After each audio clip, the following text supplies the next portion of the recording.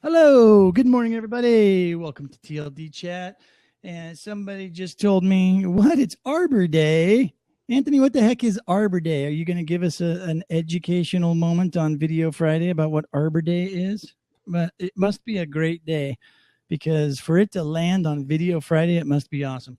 Anyways, welcome, everybody.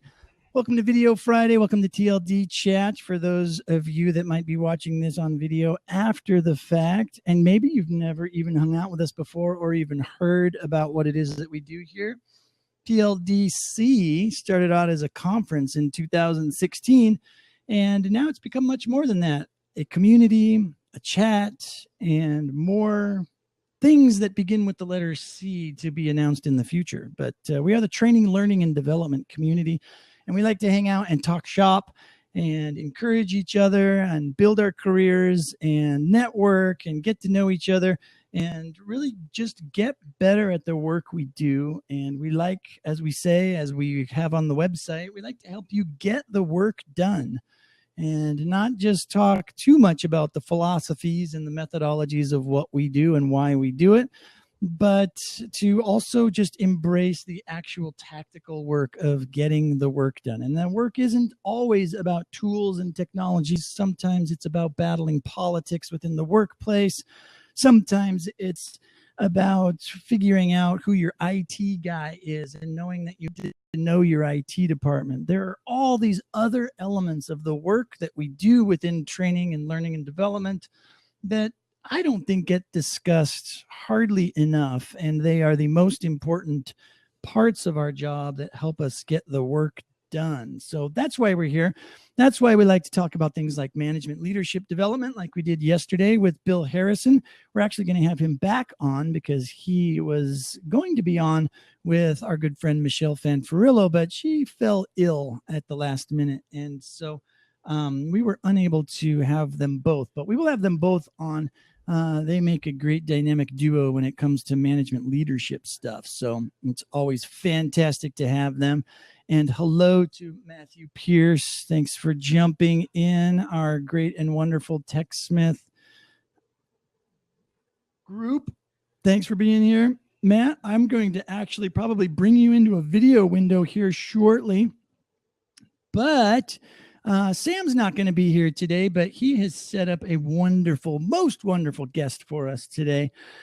Diana Howles is here today. And before I bring her on the screen here and we start talking video and how you can improve your presence on video, I just want to throw out a couple extra things that you all know about that you're probably getting tired of hearing me say, but TLDC 18 is coming up, and last week of January.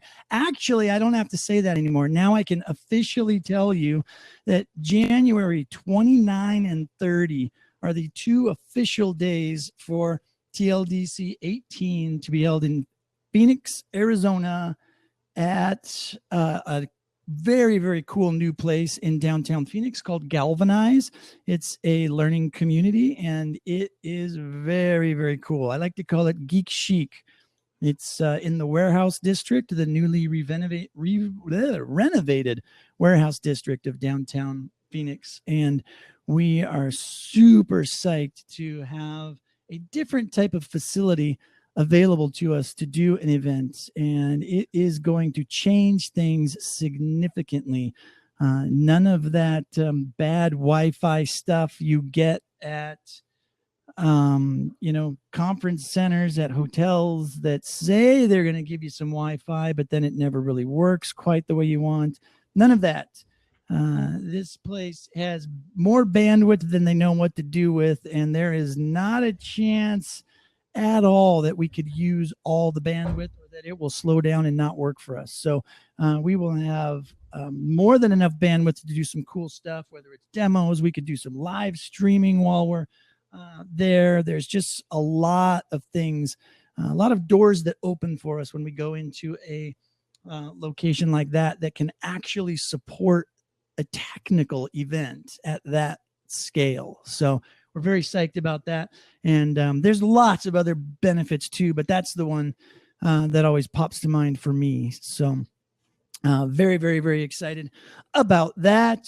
And also, you know what? We just can't keep doing this without a little bit of help from you guys. And we are working really hard on figuring out some sort of model that is beneficial to everybody so that we can keep TLDC, the TLDChat up and running. The infrastructure to run this, it's not super expensive, right? It's a few dollars, but it is coming out of the TLDC fund and out of our pockets. And so we always just like to ask now, now that the Crowdcast has this little contribution feature, if you'd be interested in throwing us a few bucks, we certainly would appreciate that.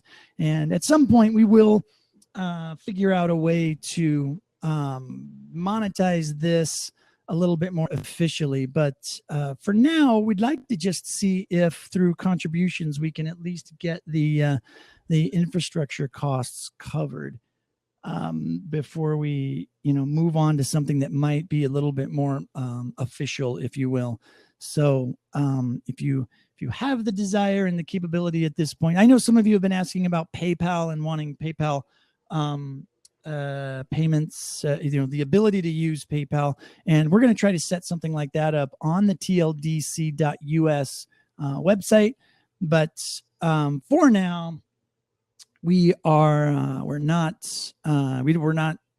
there yet. So we're still actually working really hard. Luis, actually, I should say, is working really hard at getting the registration for the event, that website up and going. So keeping our fingers crossed, hoping to have that actually live today. That may or may not happen, but we're definitely looking forward to it. And so, we're definitely working hard at it. And wow, we've got our numbers up pretty darn high. So I think we should just get right into this. And I will introduce Diana Howles, who is our guest today. Hello, Diana. Hello. How you doing today? Everyone. Good. Great to be here. Thanks for having me. Yeah, fantastic. So tell us a little bit about Howles and Associates. Yeah, so what we do is we help folks design messaging for video. So whether it's persuasive or informative, or they just want to communicate to their employees, whatever it is, we help them be more effective on camera. So it might be working with their message design. It might be helping them be more comfortable on camera, or it could even be looking at staging and helping to stage the background of their video, or even making sure their technical stage is aligned and their audio is working well, and all of those kind of technical elements that help everything work well. So we provide critiques to videos that folks produce. We help with scripting services, either editing your script if you already have one, or helping you write your script. And then we do live video coaching. So we use Zoom, or we use Skype sometimes as well. Yeah, and so we actually rehearse with folks virtually. So you can be anywhere in the world and we can still work with you across the online technology. So those are some of the things we do. Kind of, we call it 3 big C's. So coaching, consulting, and then critiques as well. Ah, good. That makes it easy to remember. I know, the nice 3 C's, right? But we're not in Okemos, Michigan, like Matt Pierce was. So we're in Madison. We're in Madison, Wisconsin. It's not as fun to say. Okemos just sounds better, right? Yeah, right. But we're known for James Madison. So. Oh, well. Do you know what president he was? Do you know what number he was? Oh man, now you can't start asking me like historical questions. Yeah, I know. Well, maybe someone knows. Oh, yeah, maybe somebody in the audience knows. Don't Google it. Somebody must know who James Madison. What number president was he? But that's what our town is named after. So somebody must need. It's the Debbie snacks. Yeah. Good thought, Michael. I think his daughter might have inspired those snacks. Well, he was actually, does anyone know? He actually was, he's a snack guy. He was actually the 4th president. Ah, I knew it was now early we all days know. For sure. So, all right. Yes. Well, you see, you come to TLDChat and you learn something new every day, people. This is why we're here. Well, not only that, but we learned what Arbor Day is thanks to Anthony, right? So, yeah. All about trees. Today is the day we appreciate trees. Yeah. Fun never stops. The I fun know. never stops for Video Friday. So, so let's talk a little bit about one of these areas of video. We talk a lot about the geek stuff, right? We talk a lot about the tech and all of that, and this is fun because there's that other side, right? There's setting up your camera. There's the tech. There's the microphone. There's the audio, but then there's actually being on camera. What are some tips that you offer folks right out the chute that helps? Yeah. For being on the camera. Like, what am I doing wrong? What are we all doing wrong, right? Because there's always things to learn. But I think the first thing is it feels so different to be looking at this cold lens, right? That's very unnatural and awkward. And what we find over and over again is, well, and all of our viewers today know well who are in video, it's just practice. You just, over time, you get more comfortable, right? So what I always tell clients too is, when you shoot that video, and whether that's a training video or a corporate video, or as you and I were talking, sometimes we have clients where the executive wants to send a message to employees, and it's such a large organization, the employees don't even see that executive, and that executive doesn't see them. And so video is a way to show personality and all of that. But what you can do is you think about just practicing and being comfortable. And then it's the opposite of a magician. So, like a magician is trying to distract the audience so they miss what you don't want them to see in terms of the magic. But with video, it's like we are all about avoiding distraction. So when you're on camera, you're thinking about, are my clothes, the colors of my clothes clashing with the background?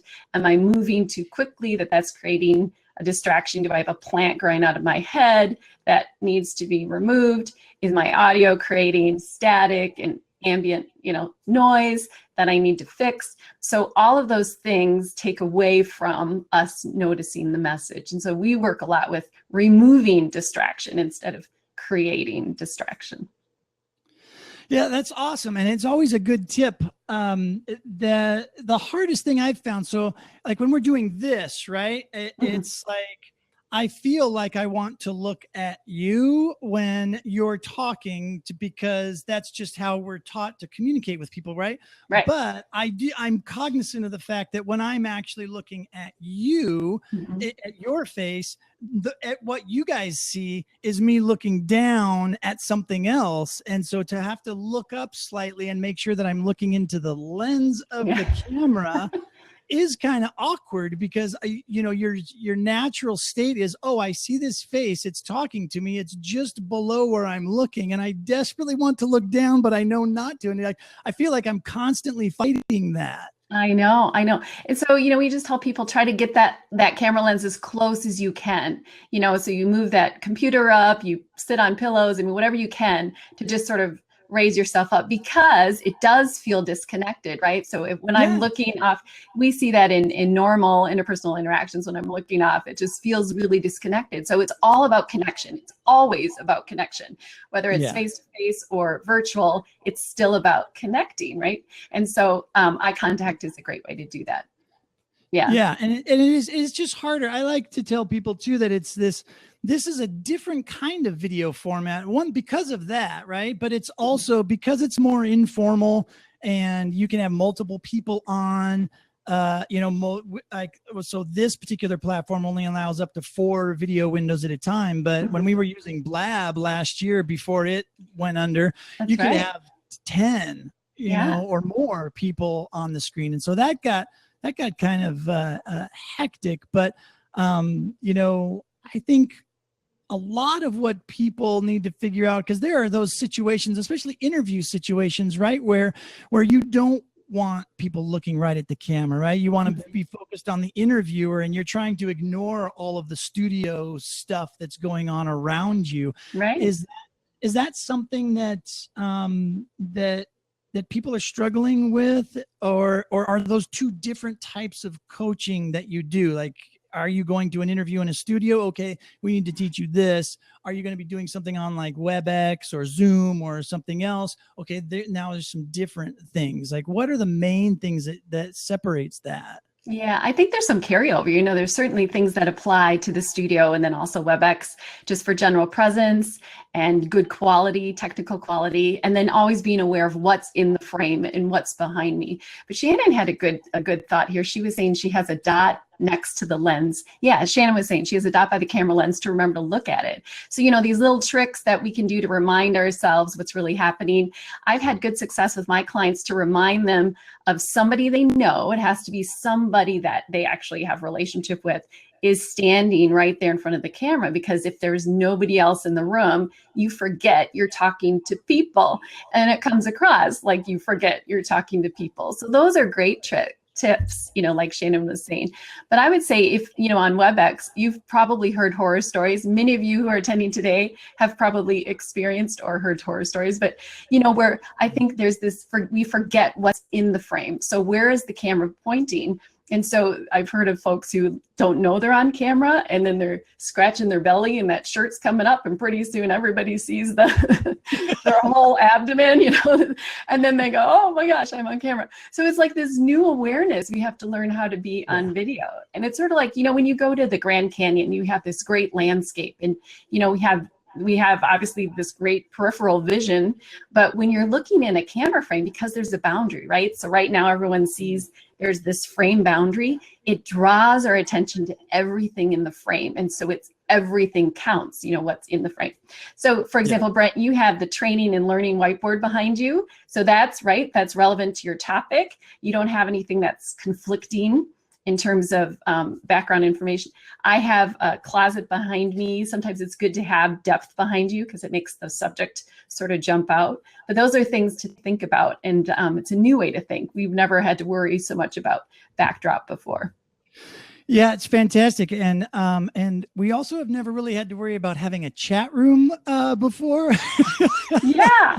Right, which is nice. You and I were talking about that earlier. This is another sort of a new thing with the new tech, right? And so I have my wonderful friend Craig in there reminding me that, hey, there's questions in, and I tell him to do this, folks. So don't think you don't think he's being pushy. This is our agreement. This is how we're going to do this. So, so he's got a great question lined up here in the Q&A. He says, how, and I will click start answering so people can link to it right away. How do you handle the differences between a live video with chat and producing a video chat or a vlog? Yeah. So yeah, in live video, you know, you always have backup plans because you're going live. And so you want to make sure that you have, if something goes down, you have something ready to back up to it. I have, for example, I have a Yeti mic. Matt Pierce was talking about microphones last week, I think, right? So I got a Yeti today, Mike, or Matt, and he'll have to tell us the results of that microphone test, by the way, right? Is he going to tell us? Yeah, we're still waiting for that, man. Maybe end here we'll have him jump on if he's got some early results for us. We want to hear, because it's so needed. It's so needed in the industry because audio is so tricky, you know, and it's complex. But yeah, so if my Yeti mic goes down, I have a backup mic standing by. And, you know, you want to make sure you get on early and test everything with the live feeds. It's a little easier with recorded video, right? Because you can do takes and you can cut and you have a little more freedom. So that's a little easier to kind of work through. But people still can be really nervous, even if it's not live video, if you're still recording video, because it feels really kind of scary, right? So what we always tell clients is, you know, it doesn't have to be linear. We have this feeling because we're in a literate society where we, you know, left to right and all our streets are numbered and all of that we have to go in order. But when you shoot, I always tell folks that first scene in your video or that first, you know, opening, shoot that last, because you warm up in the process. So you can even start with the middle of your script, or you can start shooting the end of your script.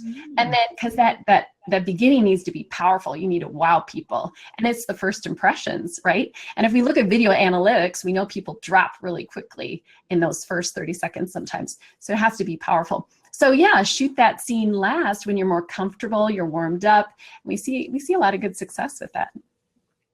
Yeah, that's a great tip. I hadn't even thought of that before, but it makes a whole lot of sense, because when I first turn on or hit the go live button or the record button when I'm doing other stuff, I know I feel really kind of I'm not really fully on my game, but after about 10 minutes of just yakking, I all of a sudden feel like, all right, now I know what I want to say. Yeah, well, right. Yeah. Yeah. And if you're just doing that, or you're scripting, or you just have notes with you. And as some of you are saying too, like most people that are in video and produce, we know that we shoot non-linear most of the time anyway, but sometimes clients who aren't used to doing video and haven't done video before that we're working with, and they have a script and, you know, they write it and what they want to communicate, what they want to get across. And so that's new for them to think about, oh, I can shoot that differently, and I can shoot that at a different time. Yeah. And I think another thing too, in terms of video scripting, is we sometimes script out what we think we want to communicate, but it really should be flipped. So it's all about the viewer, what the viewer wants and what the viewer could want. So it's a user design thinking kind of switch that I think we forget about in scripting too, but really important in video. What do they want to hear? What do they need? And how do I hook them right in the beginning? Exactly. Well, let's talk about that. It's a great segue. So let's talk a little bit about scripting. What do you have some good tips for, do your clients come in and say, hey, this is kind of what I want to say, can you guys write something? Or do you coach them on how to write it and then let them give you a draft and then you help them revise it? How does that work? Yeah, I would say more the first one. So usually they have they know what they want. They know they have a subject matter expert, and they know basically the meat of what they want to communicate. So it's just sort of written out and they say, what do you think? So we just kind of parse it up, and we make sure there's transitions. We make sure there's a hook in the beginning. We make sure that length is important. Kind of what we're seeing is that it's interesting. We'll see more video analytics as it comes out.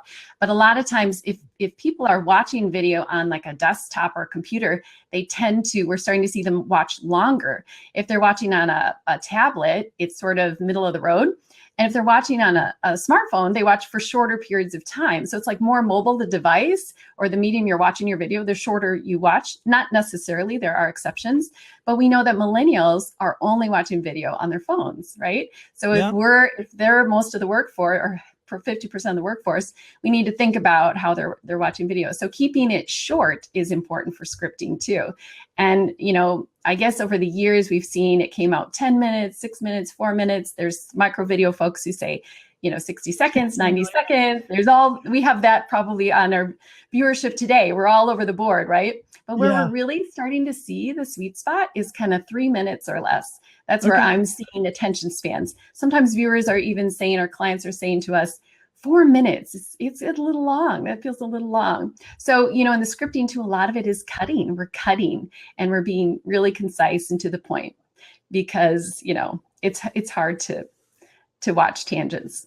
Yeah. So we had a great tip from a filmmaker that was actually one of our first guests on the show. His name was Mike Chesworth. He did he went to the airport and just went live streaming on Facebook and asked all of his Facebook friends to tell him where he should go on vacation. Oh, wow. And where did they say? They sent him to Bali.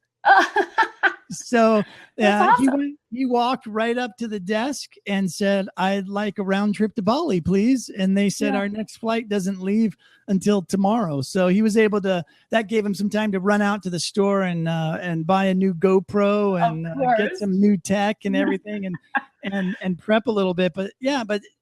So I had him on just because I thought the idea was cool, right? It was video streaming. He learned a lot. We always talk about experiences in L&D and how having experiences are important. And so I thought it was good. But anyways, he also has a lot of different connections, strong connections in the social media world, and gets all the data and whatnot. And he's been doing some work with Pinterest. And one of the data points that they were telling him is that in their data that they're seeing, instructional videos are actually being watched longer. So the idea that really, really, really short videos, you have to be really short because nobody's watching, really from the Pinterest's perspective and from their data, they're seeing exactly the opposite. Other regular standard sort of informational sort of videos, people really do have short attention spans. But when it comes to the instructional videos, they are willing to sit and watch all of the instruction, no matter how much it takes. And I thought that was fascinating because, like you, I mean, I've heard from everybody that, that's out there talking about micro learning and everything. And it has to be, this long or that long, or don't go, over that. It just seems to depend on the platform and what you're trying to convey. Yeah, and I think a lot of it too is the design, right? So when we watch, all of us, everyone here, and you and I, and Sam Rogers, God bless him wherever he is, right? We miss him today. We didn't have that music opening, we didn't have the beatbox thing. Yeah, that's right. He's video coaching today. I know. You should coaching. Sorry, voice coaching. Yeah. You should be cross-functional trained. You should pick up the beatbox when he's missing, right? Where's the song, Brett? You don't want me beatboxing. We need the song. We should write one for Sam later when this is over. Right. So the idea is that all of us here today, and Sam, we would all sit through a Star Wars movie, no problem, right? Why? Because it keeps us on our right, on the edge of our seat, and it's always moves, it's dynamic, and there's always change and all that. And it's a story. There's a lot of reasons. But we would also all sit through and watch an 18-minute TED Talk if it was a topic that interested us. So it's not so much attention span. If we are hooked and interested, we will. But the bottom line is, to the point, short, concise, as much as you can is still useful. Yeah. I mean, just right.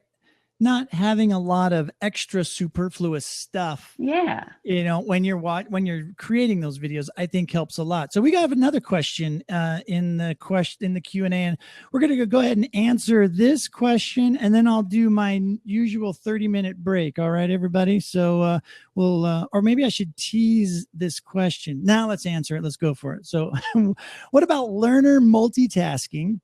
And for scripting, do you write for the ear? In quotes. Let's start with the first one, learner multitasking. Yeah. Well, we know that happens, right, in web conferencing a lot. We've seen that when webinars first came out. I remember using Placeware back in 2000, and we didn't have a lot of tools at our disposal back then. We didn't have a lot of interactivity.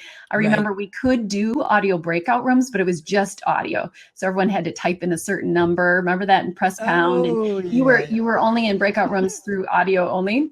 But now with WebEx and Adobe Connect, and we have these great video audio breakout rooms. We can do whiteboards. We can do chat queues. We can do so much. And so there is a way to still, with video, for example, in web conferencing, to still keep people interactive and still keep them engaged. And so we're always battling that with multitasking. But I think it's about engaging the audience. And so asking questions and involving them. And when we do video with Adobe Connect, we're always on that whiteboard. We're always having people contribute on the whiteboard, and they love it because it's anonymous, so it's sort of like nobody knows who I am when I'm contributing a comment on the whiteboard. So there are ways to make it more engaging so that we're working against that multitasking. What thoughts do you have? I'd like to throw it out to the group too. What thoughts have you used for sort of dealing with the multitasking learner? Yeah, how about that, guys? What do you think? They can think about that. Maybe they think about that while we address the second one. Should we do that? Yeah, scripting. So for scripting, do you write for the ear? Yeah, it's a great question. So you want to write for the medium in which it will be delivered. So when you think about video, it is auditory. It is it's sort of like the oral medium. So remember, back before we had literacy and before we were writing, it was a very oral medium. So you delivered something that was gone. And when you look at video, it's kind of coming back to that again. It's really kind of an oral medium. The difference is now we can document it in permanent form. So this video today can live on for, hopefully not, but for generations in a permanent form. So it's very, very different than the written form. But so when you're scripting, you definitely want to speak it out loud, and you'll hear differences, because the way we writing is naturally, organically very formal, and speaking is more informal. So that's the trick, because if you're actually scripting yours out, and maybe you don't want to script, you want to keep it ad lib, which is great. But when you're scripting it out, we tend to write more formally, like therefore and so, consequently, and we use these big words that you would never use orally. So when you read your script out loud, you catch all that and you go, oh, out, cut it out. And you can also hear when it sounds more natural and more conversational. So always read your script out loud to test that. Yeah. Yes, that applies to everyone except for Anthony. Anthony, I saw that. Yeah. Self-proclaimed. Yes, Yeah, self-proclaimed.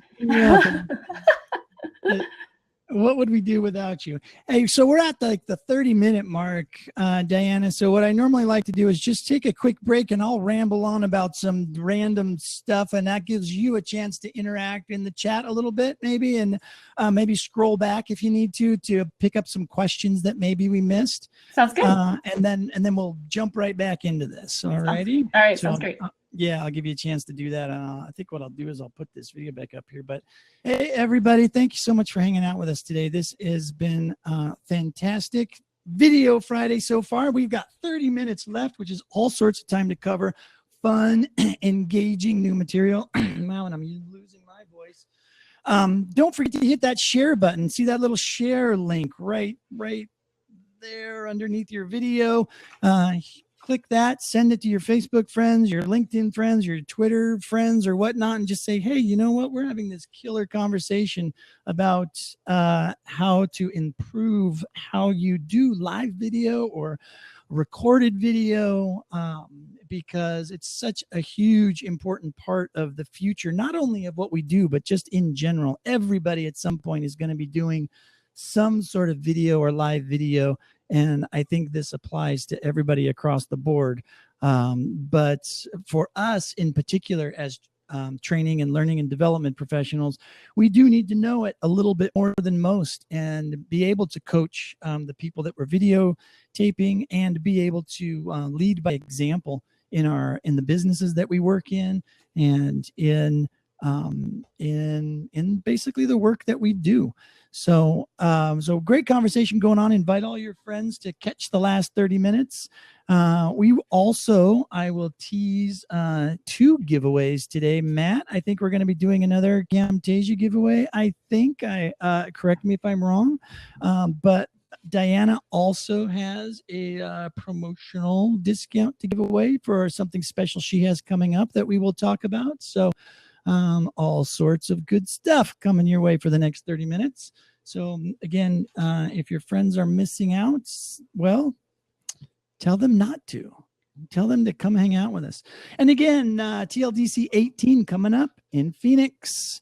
And let me see if I can get back to the screen share and we can do it like this.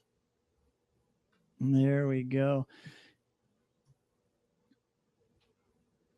Hit up TLDC.us and the TLDC conference coming up in Phoenix at Galvanize, January 29th and 30th. So like I mentioned early when we first started the show this morning, the 29th and 30th are going to be the official days for TLDC, but there may be a chance that we put something on the front end or the back end of that. So you might want to just block your calendars out for that weekend before and maybe a day or two afterwards, if for no other reason than you want to hang out in Phoenix because it's just beautiful that time of year.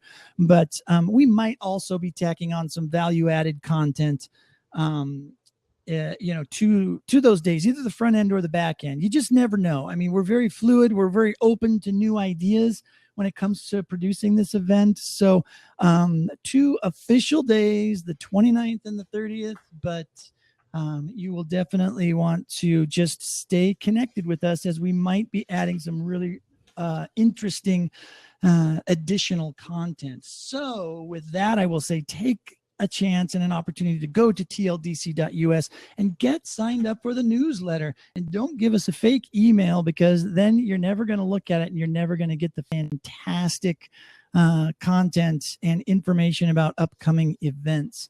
So let us know. And by the way, that's the only way that you're going to be able to win some of the cool stuff that we give away on TLDChat. So be signed up for the newsletter and hang out with us here on TLDChat, and we will match the 2 up. And if your name is drawn as a winner, we will also make sure that you're signed up for the newsletter. And if you're in both areas, then bingo, you're the winner.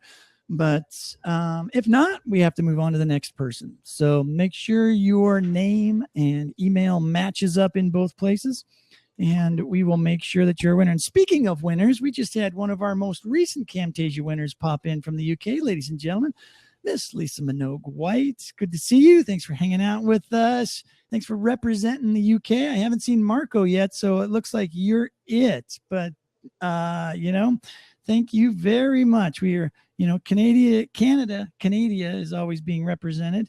That's for sure. But always fun to see the UK in the house. So I think with that, I think I've covered most of that fun stuff.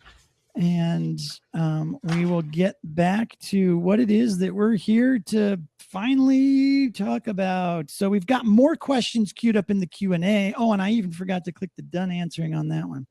We got one new question in the Q&A, but I've got a particular question I want to hit up and ask you as we move forward.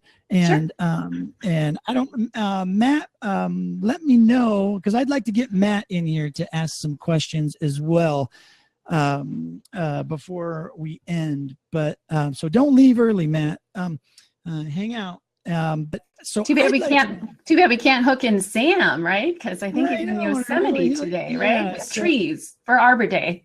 A lot of trees in Yosemite. Yeah. I should have told him that he should just dial in from his camp no matter what he's doing, and let all of his attendees hang out with us too. That's right, on location. Why not? Part of the camp, right?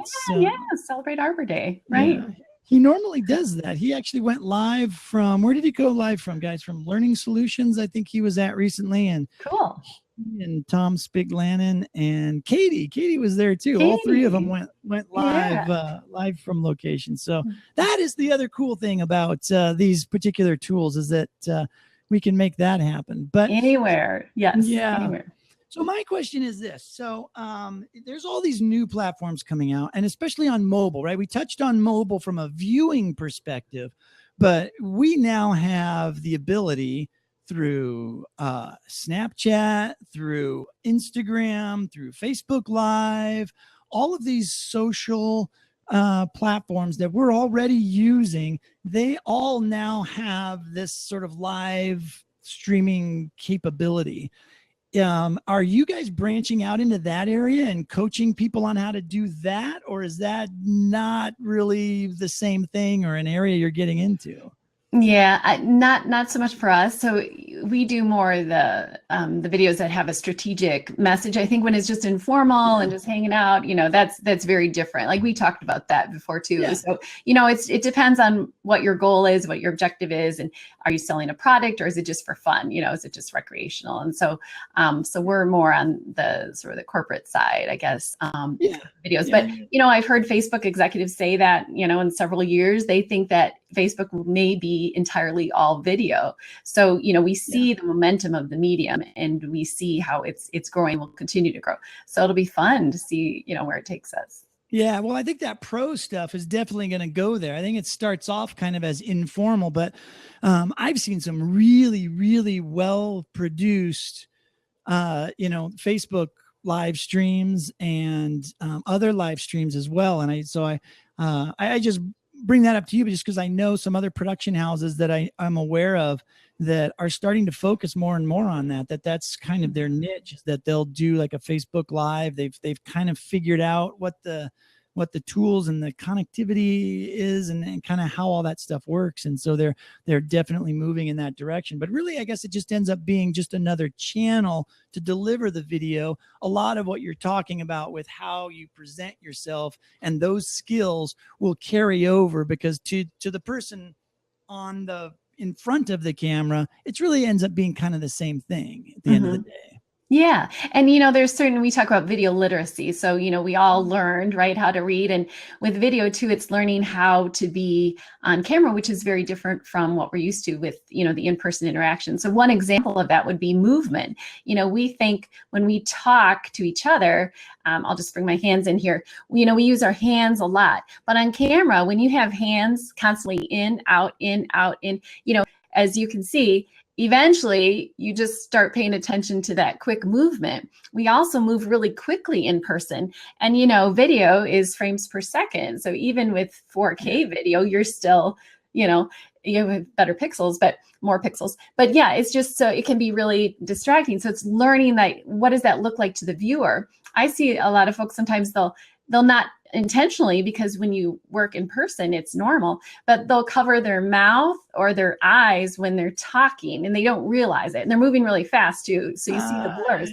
So all of that creates a distraction. So we tell the clients, you know, keep the gestures, like imagine an invisible wall kind of from chin below. And when you gesture, you're keeping it down here, because where do people look when we want to connect? It's eyes and mouth. And so you'll see that in advertising too. We're drawn to faces. And we're drawn to the eyes and mouth. So you don't want to cover that, because that could be a distraction. So movement on camera is slower, and people don't realize that. But if you're going to gesture, you can gesture, but you see when I go like this, it's just really fast and it's blurry. So it's just, you move slower. And so it's kind of that's one example of video literacy, learning how to be on frame. Yeah.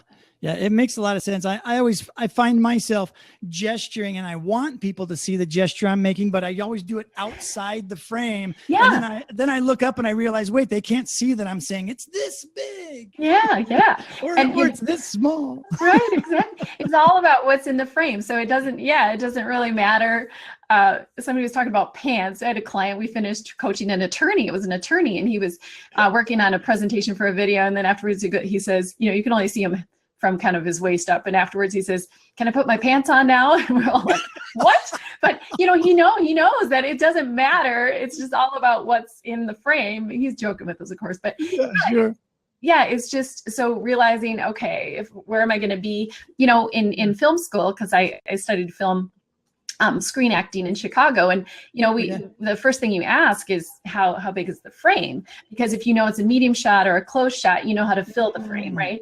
And so in video too, it's important to know how big is that frame for me for the shot you're going to be doing. Right. Well, it's always nice to have that monitor right on the ground or wherever. So when they're framing up the shot, you can kind of see what they're doing, so you can react accordingly and whatnot, but then not get distracted by it as that person on the stage or whatever. That's right. You're trying to do. You know, there was I don't know if it was a Kickstarter or if it was an actual product that somebody had made a bib. They called it like the video bib or something like that. Maybe somebody can Google it, where it was literally a thing that you just pulled over your head really fast, and it was the top part of a suit and a shirt and a tie. And but it only went to like just your waist. So whenever if you were just like hanging out and all of a sudden you had to go live on a webinar or something, you could just grab it and throw it on, and it would look like you had a shirt and full suit on, but really it was just, you know, just what was in the frame was the suit. The rest was whatever else you were wearing. Yeah. Well, you know, they're starting to use, maybe some of our viewers today have done this already, but starting to use video for interviews, right? So I've heard about, you know, where you could put that top suit on, I suppose, for your video interview.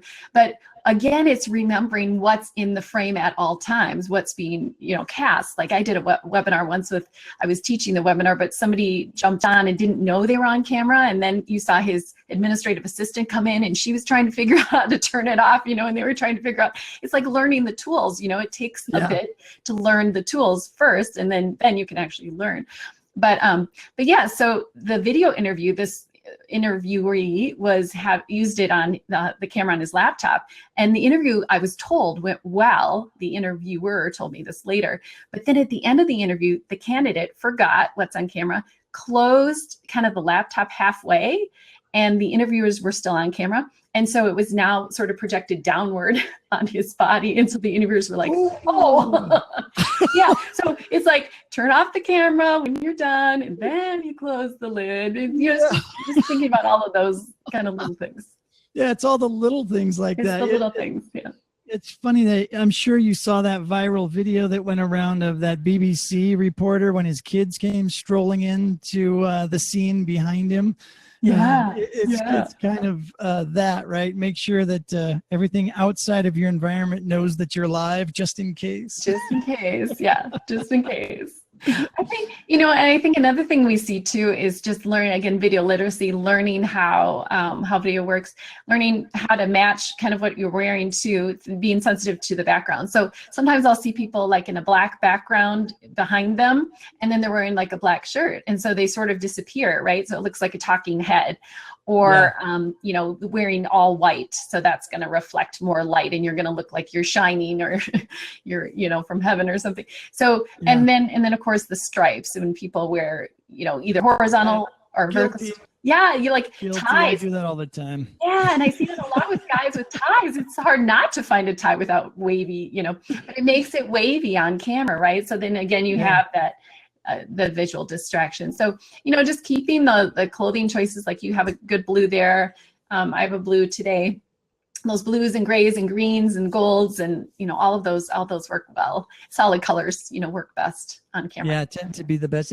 I don't, the stripes don't seem to matter too much anymore with HD and everything, right? But what I've found is that when I'm wearing my striped shirts, when I'm looking at the main screen and it's full screen, it looks great. But as you've noticed, as you scroll down watching a crowdcast, it will minimize the video and then kind of throw it up into the upper right corner. Yeah. When it does that, that's when you start getting the lines starting to freak out. I think it was Michael in our chat a couple of weeks ago that was like, oh no, Brent's shirt's going to throw me into a seizure. Yes, I know. Wavy, really wavy here. Yeah. So we've got a question here. I'm going to, let's answer this question real quick. And then I'm going to have Matt jump in. And the question is, do you let the talent change script on the fly? And if so, is there a limit that you hold them to? So what kind of flexibility do you give them? Lots of flexibility. It's all about the talent being comfortable. That's a great question. So yeah, if folks come with a script and they find, it's always better just to speak from the heart. So a lot of times you do the work, the pre-work of writing out a script just so that you know in your head where you're going to go and what you're going to talk about. But if you can do it without the script, if you just know kind of where you're going and you have kind of your main points memorized and you can go off script, that can be better, right? Because it just needs to sound very natural, very conversational, and it has to be real and believable and genuine, all of that. So yeah, if they can do a better job of speaking genuinely, just not doing it off script, we definitely go with that. Yeah. Keep them. Don't let them go off the rails, but let them use their own voice, right? Yeah. And pick the words that are most comfortable to them, because I think your audience picks up on somebody reading a script when it's really not the way they would actually say it. So if you can get them to at least convey the content and the feeling of the content in their own manner, I think that always ends up being the best shot that you end up taking anyways, right? Yeah, absolutely. And we can always tell when someone is reading a script, we just zone out completely. It's so boring, so dull. So like we can tell. And so just really, sometimes even that last take is the best take because they're so familiar with it now that they can kind of do it themselves. Or like I said, if somebody is able to go off script or not even use a script and just generally hit the concepts, then we'll go with that because it's going to be more real and that's going to help give them that connection. Yeah. As long as you hit those bullet points of what they really wanted to get across, then whatever they like is it, right? That's right. Yeah, that's right. Go with. I see Anthony. Anthony says he's Italian, so his hands do what the hands do. That's right. I was in Verona, Italy once, and everyone there, we had like 5 people in Verona, Italy, and they're all using their hands all the time, which is great. Yeah. Hey, we got Matt Pierce on. Hey, Matt, how's it going? Hey, Matt. Can you guys hear me? How did the microphone study go? Can you first of all, can you hear me? Yes. Okay. Because I'm testing a new microphone. Let me just, here it is. Which one you got there? This is the SE2200. It is an XLR microphone. It's going through a mixer, because it's a condenser mic that needs power. This is the microphone so far that is at the top of my list of things that are doing well. Write that down. Awesome. Hey, listen, before I let you ask questions or we continue this conversation, I have one other thing that I forgot there's lots of new faces on here today, and it's fantastic. So welcome, everybody. All of you that I know that I haven't seen in a while, welcome. And some of the new names that are in here that I may have never met before, welcome. And if everybody would jump into the chat and tell us, use the last 10 minutes to introduce yourself, tell us what you do and where you're at. It'll help everybody get to know each other better and help build our community, and be sure to reach out to our new folks and make them feel comfortable and at home. Thanks much, everybody. Okay. So here's my mic, Matt. Yes, it looks great. Does it look great? But like, as you know, Brent, too, like when I turned, that you can tell the audio takes a hit. So Yeah. you really just have to make sure that, you're. So on the Yeti, though, you should have switches on the back, and you can change the polar pattern. So you could get a broader, if you have that tendency to move. I don't know how this one's doing with it being I've noticed I don't use those broad settings because then the road noise, right? Too much, right? Yep. So yeah, absolutely. I like to stick with the upside down heart. Yeah, me too. Yeah. The cardioid. Cardioid. Okay. Yeah. It's good for podcasts too. Yeah. Absolutely. So this is the preliminary. We actually ended up testing 18 different microphones. Some of them are like we just found them around the office. What was that, Brent? Found them around the office. Did you get any of the Bumblebee stuff? No, nothing yet. I mean, we'll probably do this again, but we did like one of those mics is like my MacBook Pro. One's a PC Lenovo built-in mic, so you can hear that. We want to go the kind of the full spectrum. See, I'm using my hands. I gotta watch my little window. Yeah. Just use one. One hand. One hand. The other one, we tested an Amazon like basics cheap headset microphone, a Logitech headphone, couple different, like 2 different lapel microphones. So I mean, it's a wide spectrum of microphones, and some of them performed pretty poorly, and some of them did okay, and a few of them were like, wow, that's pretty good. Although I think all of them you'd still have to go in and do some processing if you want to really kind of bring up the kind of the quality level, get rid of a little bit of noise, add a little, like we did a male and female voice. And like on this particular microphone, we feel like we needed to add some low end signal to the female voice in particular. And that can be done on a mixer board, or you can do it in post. But it's interesting. She does a lot of voiceover work for us. And she's like, yeah, it doesn't have a nice kind of low end to it that one of our other microphones does. So something to look at. But you like sounds good. one that you're using. Yeah, his I do like. Sounds good. I really do like the quality. Just like out of the, like we did something where we're like, we're not going to change all the settings. We're going to have kind of try to get consistent settings across the microphones, and out of the box, plug it in mid-range kind of audio input. So this is probably like, if you look at your sound level, it's like a 70 versus like, I didn't put it up all the way up to 100. Kind of out of the box, I think it gave overall really good quality. I think for male voices, actually, it does even better. I think it takes in the kind of the low end frequency better. Like I was talking about with our female voiceover talent, she has less bass in her voice, and so we need to add a little bit of that just to give it a more kind of full, rich sound. So a little bit different, but I like it. But it's also $300. The Yeti's $100, so there's a trade-off there. Yeah. Are you publishing your whole results studies somewhere? Or? Yeah, on the TechSmith blog, so blogs.techsmith.com. Around the beginning of June, it's gonna have all the links to audio files, so you can go through and listen to both male, female voices. We'll actually have a German male voice as well, so you can hear if he was a soft speaker. So it also gives that kind of nice little contrast in terms of like our male speaker in English, his voice was kind of big and booming.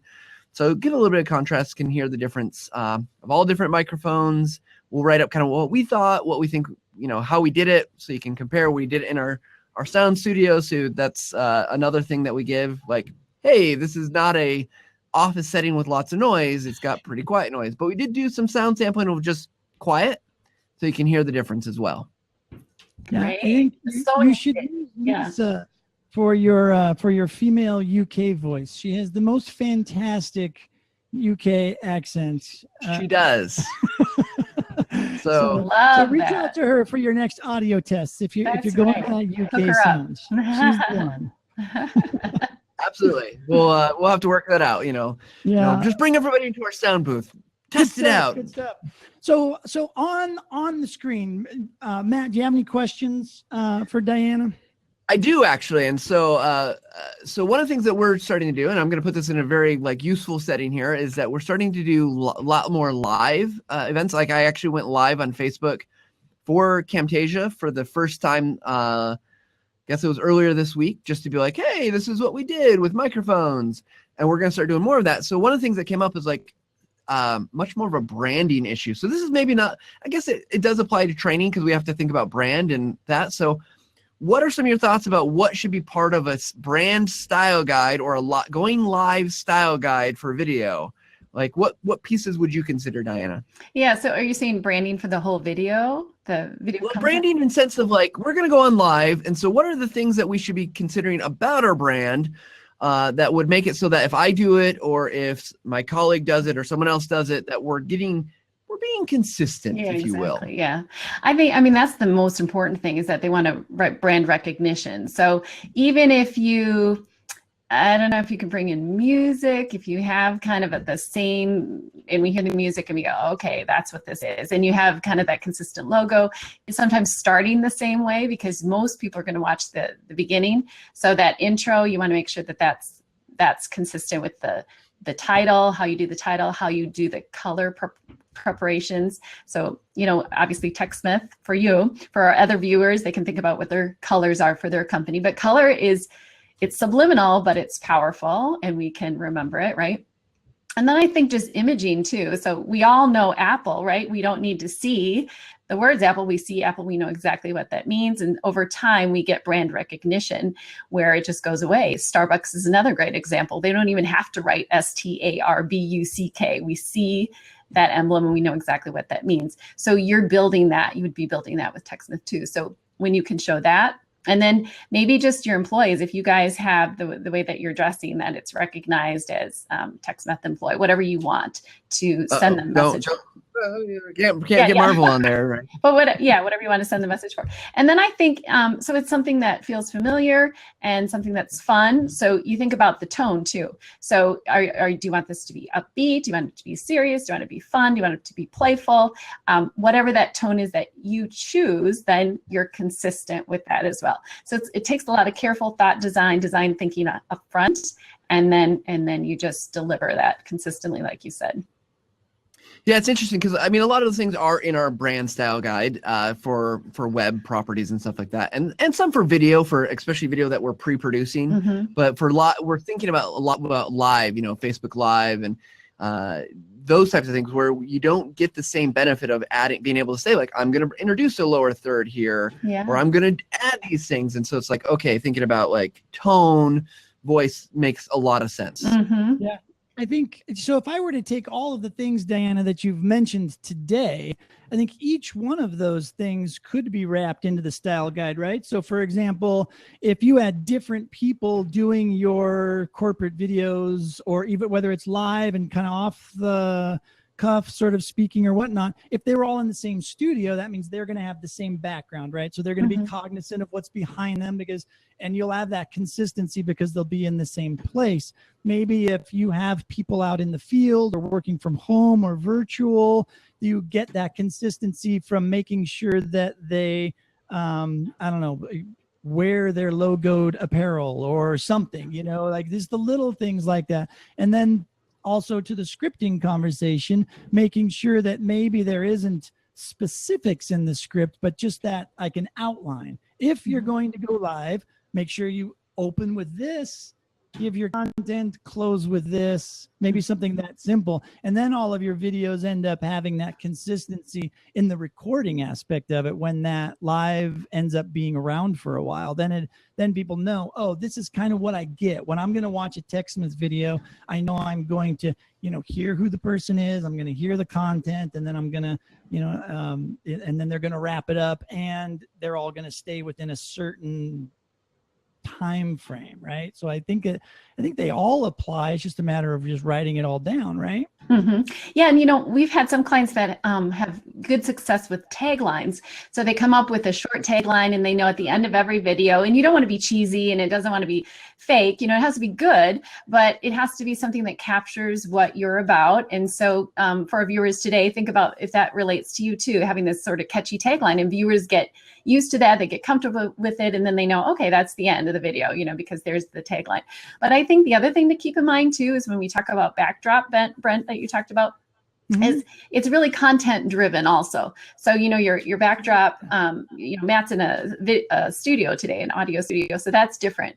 But if you're doing like a video for learning and training, let's say you're working with sales folks and they want to find the best practice for the best pitch out there for a sales product. So maybe all the staff send in a video and they say, here's my sales pitch for this product, here's my sales pitch. And then the manager looks at all of them and says, you know what, we're going to go with Joe's, and here's Joe's, and it's on video. Well, now I disseminate that, and we're using video for learning, right? We're all learning how to do the best pitch for sales.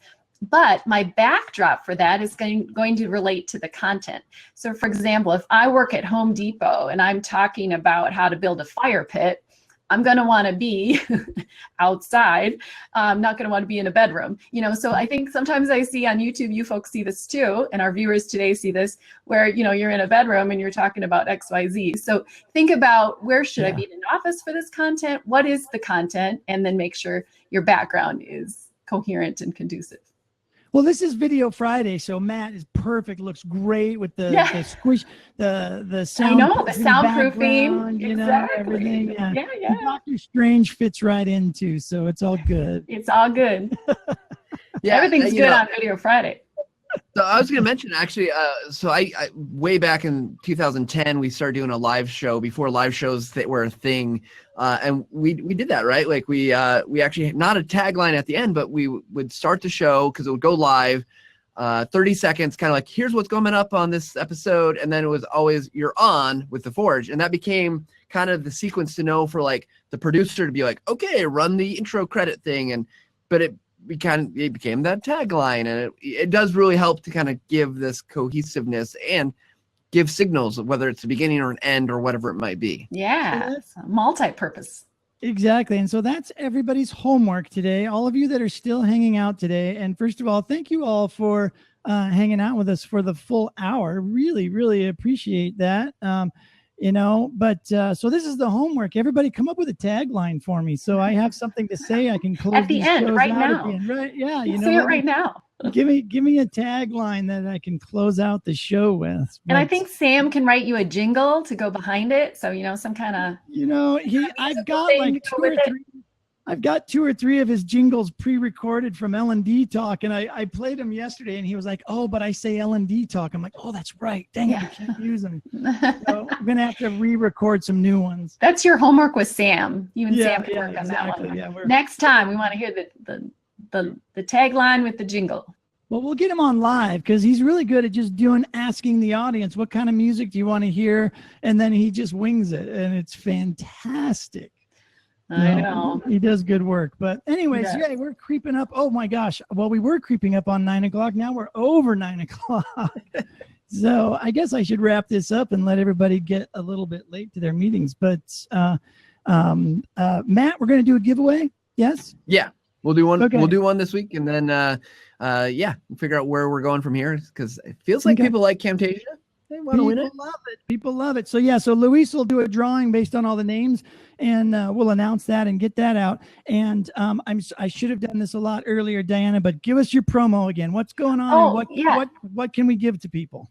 Yeah, no problem. So for the month of May, we're doing a 15% off on our video coaching services. So again, we work with you anywhere in the world, UK, anywhere in the world, and we use Zoom to video conference. And so it's 2 sessions, 30 minutes each, and 15% off. So if you book it and you schedule it in the month of May, then you get the discount. So all you need to do is go to our website under the contact tab, and then in the messaging, you just write discount May, so discount May, and then let us know what you're interested in preparing. So if your script isn't ready yet, you know, we can help you with that. Or if you want to just talk about staging or even on-camera presence, we'll work with you in two sessions of 30 minutes each. Fantastic. Well, thank you so much for being here. Thank you for having me. Great to be here. Thanks everyone for joining. It's great. And so can we have you back sometime? Sure, absolutely. Yeah, awesome. Okay, we'll definitely get that on the books, because this is fun. I think there's a lot more we need to talk about that we didn't get a chance to hit up today. But this was fantastic start, and get everybody a chance to get to know you a little bit too. So good times. And Matt, thanks for hopping in. Happy Arbor Day, everybody. That's right. Happy Arbor Day. All right, I'm going to close down the video and end. And I'll do my ending wrap up stuff, but thank you guys so much. I'll close you down, and then I'll watch for a good tagline in the chat. If somebody comes up with something good, I'll use it. But thanks again, Diana. Thank you. Okay, bye-bye.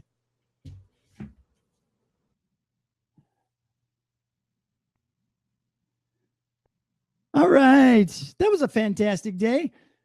I love it. So talking about video and how to present yourself on video. And, you know, good thing I didn't have the black curtain of doom up behind me, because we would have just had all sorts of fun talking about how awful that is. But anyways, thanks again, Diana, for hanging out with us and talking about looking good on video. Since, listen, I keep saying this all the time, video is the future. Everything is going to be video, you know, before we know it. And, you know, the more ahead of the curve we are and the more prepared we are going forward as training and learning and development professionals, the more impact we're going to have on the businesses that we work for, the more value add that we can create, and we can get that work done that we do in this business. So I hope everybody learned at least a little something today in this hour. And Luis, I think we're going to be doing a drawing, the Camtasia drawing, and we'll announce that on Twitter shortly afterwards, and figure out who our winner is today. And excellent. I see the taglines rolling in. Good stuff. If I get more than one, I'm just going to use them all. So it's all good. But again, let me just do a shout out to all of our new folks that have just joined us, and some of the new names that I see. Cara Beck, I don't think I've seen your name in here before. I think I've seen Barbara here before, but welcome back. Who else is there? Was some other folks. Christoph, good to see you. You look like a new avatar that I haven't seen before. Thanks for hanging out. Good to see you folks that I do know that only come every now and then. Good to see you. Fantastic. Good times. Listen, again, TLDC 18 coming up. Be sure to get registered for it. And remember, if you've got an extra couple bucks and you want to skip a cup of coffee, you know, throw us a few pennies and help us finance this endeavor. If you will be so kind, we appreciate every little bit. So it also just kind of tells us that you appreciate what we're doing, and lets us know what we should be doing more of. And you can also do that by just contacting me directly and just say, hey, listen, we should be talking about this or that or the other thing. If you don't like something that we're talking about, or if you don't like something that's happening here on TLDChat, please reach out to me and let me know that as well. We are a community of training, learning, and development professionals that just love to hang out and talk shop and learn from each other and help everybody move our careers forward and move everything that we do in a positive direction. So thanks again for everybody for hanging out with us. Video Friday is always fun, as we've mentioned before. So you guys are all great. Thank you so much for hanging out with us. And boy, let me see if I can run through these taglines. TLDChat, where learning gets real. And that is Number Wang. Or I could just say, everybody have a fantastic weekend. Adios.